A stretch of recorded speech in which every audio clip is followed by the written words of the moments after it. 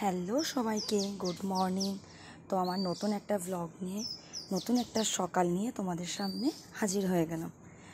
তো আগের দিন রাত্রেবেলায় দাদার ছেলের পৈতে ছিল, আমি এসেছিলাম, দেখতেই পেয়েছিলে।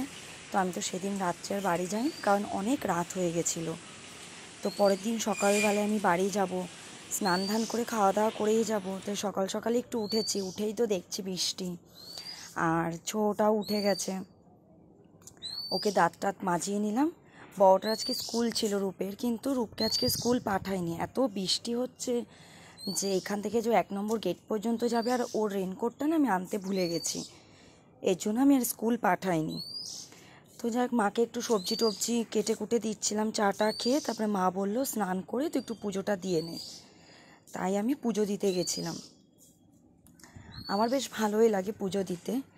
আর ছোটোর থেকেই না আমি আমার বাপের বাড়িতে, আমি বলো আমার বোন বলো, পুজো দিতাম। মা তো দিতই দিত, বাট বেশিরভাগ বিয়ের আগে আমি আর আমার বোনই দিতাম। এখন তো আমাদের বিয়ে হয়ে গেছে, আমরা থাকি না এখানে, মাকেই দিতে লাগে। তো যাই হোক, ভালো করে পুজো টুজো করে নিই, ঠাকুরের কাছে প্রে করে নিই, কারণ আজকে একটা বিশেষ দিন। আজকে হচ্ছে দিদিভাইয়ের বার্থডে। তো একটা সারপ্রাইজ প্ল্যান করেছি, যেটার আন্দাজ হয়তো একটু একটু করেছে দিদিভাই, বাট কিছুই জানে না যে কি প্ল্যান করেছি না করেছি। একটা ধামাকাদার বিকালবেলায় ভ্লগ হচ্ছে, তোমরা সবাই দেখতে থাকো। তো আমি পুজো টুজো দিয়ে ভাত টাত খেয়ে নিলাম। বোনও কিন্তু যাচ্ছে, যেহেতু রাত্রেবেলায় ফাংশান আছে, আমাদের প্রোগ্রাম আছে, তো বোনও আমাদের সাথে যাচ্ছে। আমি, বোন, রূপ, ধূপ সবাই মিলে এই যে আমাদের টোটো চলে এসছে, আমরা রেডি হয়ে বেরিয়ে পড়ছি। আর মা এই যে টাটা করছে, মাও কিন্তু যাবে রাত্রেবেলায়, মা আর বাবা যাবে। আর আমাদের ফ্যামিলির সব মানে 15-20 জনের মতন আমরা রাত্রেবেলায় একটা ছোট্টখাট্টো একটা সারপ্রাইজ প্ল্যান করেছি। প্ল্যানটা কিন্তু আমারই, আমি সব কিছু প্ল্যান করেছি, কিন্তু আমার সাথে সাথে আমার সাঙ্গপাঙ্গরা মানে পূজা, মনা, তোমাদের দাদা ভাই, আমার বাবা মা, তারপরে আমার শ্বশুরমশাই, শাশুড়ি মা, সবাই আমার হেল্প করেছে, সবাই আমার পাশে ছিল। তো দেখি ও কতটা আনন্দ পায়। আমি না খুব এক্সাইটেড, কাউকে কিছু দিতে পারলে বা কাউকে কিছু সারপ্রাইজ দেবো ভাবলে না আমার খুব আনন্দ হয়। আর এটাও ভেবে একটু টেনশন হয় যে সে কতটা আনন্দিত হবে আমার এই সারপ্রাইজে। তো এমন একটা সারপ্রাইজ যেখানে ও কোনোদিনও যায়নি, মানে আমরা যেখানে সারপ্রাইজটা প্ল্যান করেছি ও না সেখানে কোনোদিনও যায়নি, ফার্স্ট টাইম যাবে।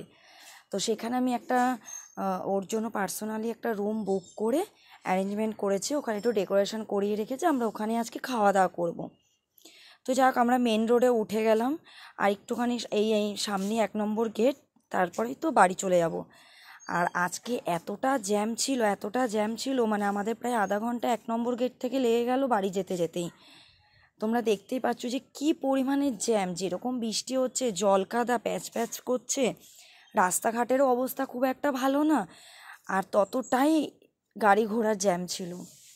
তো যাই হোক, অনেক কষ্টে গাড়ি ঘোড়ার জ্যাম ট্যাম সব কাটিয়ে আমাদের গলিতে এই যে ঢুকে গেলাম। দিদিভাইয়ের মধ্যে ফোনও করেছিল, কী রে তোদের এখনও 1টা বাজেনি, এই নাকি তোরা 1টার মধ্যে আসছিস। তারপরে বললাম দিদিভাইকে, আর এসেই দেখছিলাম মা পুজো দিচ্ছিল, তাই তোমাদের একটু ঠাকুর দর্শন করিয়ে দিলাম, করিয়ে দিয়ে এই যে বার্থডে কালকে হ্যাপি বার্থডে জানাচ্ছিলাম, দিয়ে বার্থডে কালের আউটফিট রেডি করলাম, করে আমি একটু পায়েস বানাতে লেগে গেলাম। আমি তো বাড়ি ছিলাম না, ওকে আমি কিছু রান্নাও করে খাওয়াইনি, ও নিজেরটা নিজেই রান্না করেছে। আর রাত্রে যেহেতু অ্যারেঞ্জমেন্ট করেছি আমি, তাই আমি দুপুরবেলায় চাপ নিইনি। তো আমি পায়েস টায়েস করে ভাত টাত খেয়ে আমরা রেস্ট নিয়ে নিলাম। এবার বিকেলবেলায় উঠে আমি ছেলের খাওয়ার, বোনকে চাটা করে দিলাম, যে খেয়ে আমরা ঝটপট করে রেডি হব, কারণ আমাদের 8টা টাইম ছিল, বাট যেতে যেতে আমাদের 9টা বেজে গেছিলো।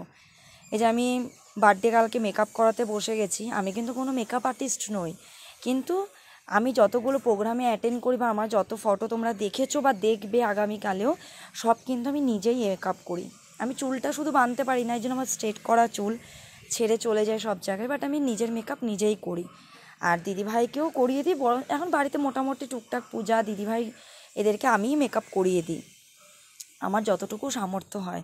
দেখে জানিও কেমন হয়েছে সাজগুলো। তো যাই হোক, আমাদের যেতে যেতে একটু লেটই হয়ে গেছে, 8:30 অলরেডি বাজতে চলেছে, টোটো এসে দাঁড়িয়ে রয়েছে। এই দেখো দিদিভাইয়ের পুরো লুক। আর হ্যাঁ, দিদিভাইয়ের শাড়িটা দেখে ভেবো না কিন্তু যে আমার বিবাহবার্ষিকীর শাড়িতেও সেম, মানে ফটোতেও সেম শাড়ি দেখেছিলে, সেই শাড়ি আমরা দুজনে সেম সেম শাড়ি কিনি, জানো তোমরা, আগেও বলেছি। তো আমাদের একসাথে পরা হয়নি, বাট এটা ওর নতুনই শাড়ি। তো যাই হোক আমরা চলে আসলাম রাজনন্দিনী, হাবড়া রাজনন্দিনী। যারা হাবড়ায় বাসিন্দা বা অশোকনগরে আশেপাশে থাকো, হাবড়ার আশেপাশে, তারা জানতেই পারবে রাজনন্দিনীর বারে। তো এটা হচ্ছে অনেক বড় একটা রেস্টুরেন্ট। তো সেখানে আমি একটা রুম বুক করেছিলাম পার্সোনালি ওর জন্য। তো দেখো দিদিভাই কতটা আনন্দ পাবে। তো যাই হোক দাদাভাই, ধলু, কালু, আমি, রূপা মানে আমার এক ননদিনী, পূজা, আমার 2 পুত্র, আমার মা বাবা, তোমাদের দাদা, সবাই চলে এসছি। তো দিদিভাই তো কান্নাকাটি করে একাকার, লাস্টের দিকে তো মেকআপই উঠে গেছিলো। আমরা কান্নার ভিডিওটা নিতে পারিনি, ওটা নেওয়ার খুব ইচ্ছে ছিল যে তোমাদের কাছে দেখাবো যে ও কতটা আনন্দিত পেয়ে, মানে আনন্দ হয়েছেও। তো এই হচ্ছে পুরো ডেকোরেশনটা দেখো, যেটুকু আমার সামর্থ্য হয়েছে আমি ওর জন্য করার চেষ্টা করেছি। আর কাউকে আনন্দ করতে পারলে খুব ভালো লাগে, নিজের ভেতর থেকেও খুব আনন্দ হয় যে কারোর জন্য কিছু করতে পারলে। তো এই কেকটাও আমি ওর জন্য স্পেশালি অর্ডার করেছিলাম। যাই হোক আমরা এখন কেক কাটিং করে নিই, কাটিং করে আমরা একটু খাওয়া দাওয়া করবো। একটু পরে দিদিভাইয়ের মুখ থেকেই তোমাদের শোনাবো দিদিভাইয়ের কেমন লেগেছে ভিডিওটা, সরি সারপ্রাইজটা। আমি ভিডিও ব্লগ এডিটিং করতে করতে বলছি ভিডিওটা কেমন লেগেছে, সরি সারপ্রাইজটা কেমন লেগেছে। তো আমরা সবাই মিলে একটু গ্রুপে ফটো তুলে নিলাম। ওখানকার যারা স্টাফ ছিল তারাও খুব ভালো ছিল, তারাই আমাদের বললো যে আপনারা দাঁড়ান, আমি ভিডিও করে দিচ্ছি, ফটো তুলে দিচ্ছি। তো দেখো, আর আমার ছোটোটার তো নজর শুধু কেকের দিকে, কখন ওকে একটু কেক কেটে দেবে, ও কেক খাবে। কেকটা কিন্তু প্রচণ্ড টেস্টি ছিল, আমার একটা বান্ধবীর কাছ থেকে নেওয়া, প্রচণ্ড টেস্টি, প্রচণ্ড। সবাই খুব মানে পছন্দ করেছে, আর আমাকে সবাই জিজ্ঞেস করেছে কেকটা কোথা থেকে কেনা হয়েছে। আর আমরা যতটা না মজা করেছি তার থেকে বেশি ধূপ মজা করেছে, এত মজা করেছে তোমাদের আর কি বলবো। তো যাই হোক সবাই মিলে এখন কেক খাই করে নিই আমরা। আর একটু পরে দেখবে আর একটা কাণ্ড, এখানে না অনেকগুলো চকলেট রাখা ছিল টেবিলের ওপরে, ও কখন ওইখান থেকে একটা চকলেট এনে চুপচাপ সোফার ওপরে বসে বসে খেতে লেগেছে। এবার শুনে নাও দিদি ভাইয়ের মুখ থেকে। সবকিছু এখানে কিন্তু সবাই মিলে, কারণ আমার তো এটা সম্ভব ছিল না, তাই মা, বাবা, পূজা, মনা, ভাই, সবাই নিয়ে কিন্তু এই প্রোগ্রামটা আমার এক উদ্যোগটা, মানে আইডিয়াটা আমার, আর ডিস্ট্রিবিউটার অনেকেই আছে বলে দিয়েছি। আমার খুব গিল্টি ফিল করছিল। কেমন লাগলো বলো? আমি খুবই খুশি, মানে কি বলবো, প্রকাশ করতে পারছি না, আমি এত খুশি। কেটে যাই হোক শুনতেই পারলে। তো আমাদের ওয়েলকাম ড্রিঙ্কস চলে এসছে, এখন আমরা ওয়েলকাম ড্রিঙ্কস সবাই খাবো। আর দিদিভাই যে কতটা খুশি হয়েছে সেটা দিদিভাই নিজেই বললো। আর রূপ পাশ দিয়ে বলছে হ্যাঁ কেঁদে নাও, কারণ অলরেডি একবার কাদা হয়ে গেছে, পরে আবার কান্না করছিল। তো বাবা একটু পরে এসছিল, মাকে আগে রেখে গেছিলো আমাদের কাছে, মানে ছেড়ে দিয়ে বাবা একটু পরে এসছিল। যাই হোক আমরা এখন সোফায় বসে সবাই গল্প করছিলাম, ওয়েলকাম ড্রিঙ্কস খাচ্ছিলাম। আর ওই যে দাদাভাইয়ের বন্ধুরাও এসছিল, দাদাভাই বন্ধুদের ফোন করে ডাকানো হয়েছিল পরে। আর এখানে পূজা একটা গান, মানে মামিকে উদ্দেশ্য করে, ওর বড় মামির বার্থডে বলে উদ্দেশ্য করে একটা গান করছিল, খুব মজাদার একটা গানটা আমি তোমাদের শোনাতে পারছি না, বাট খুব হাস্যকর। আমরা সবাই হেসে মানে পুরো লুটোপুটি খাচ্ছিলাম। আর পূজা বলছে ও মামি এই ভিডিওটাও করছো, এই ভিডিওটা ছেড়ে দিও না। আমি না ভয়েসটা ছাড়বো না, বাট ভিডিওটা তো ছাড়তেই লাগবে।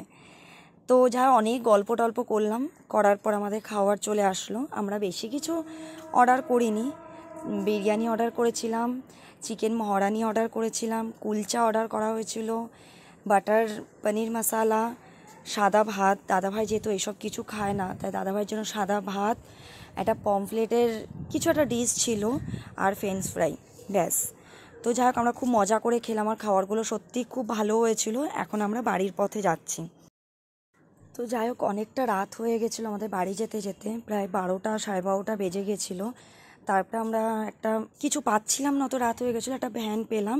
আর বাকিরা যারা গাড়ি টাড়ি করে, বাইক স্কুটি করে, মা বাবা তো ওই দিক দিয়ে স্কুটি করে চলে গেছিলো, আর বোনকে আমরা সাথে করে নিয়ে গেছিলাম যে একটা স্কুটিতে হবে না, তুই কালকে চলে যাস। তো যাই হোক যদি ভিডিওটা ভালো লেগে থাকে প্লিজ লাইক কমেন্ট শেয়ার করে দিও, আর আমাদের পাশে থেকো, আমাদের ভালোবাসা দিও আমার পুরো ফ্যামিলিটাকে। আর কিছু ফটো ক্লিপ আমি অ্যাড করে দিচ্ছি, প্লিজ দেখে নিও কেমন হয়েছে ফটোগুলো। চলো টাটা, গুড নাইট।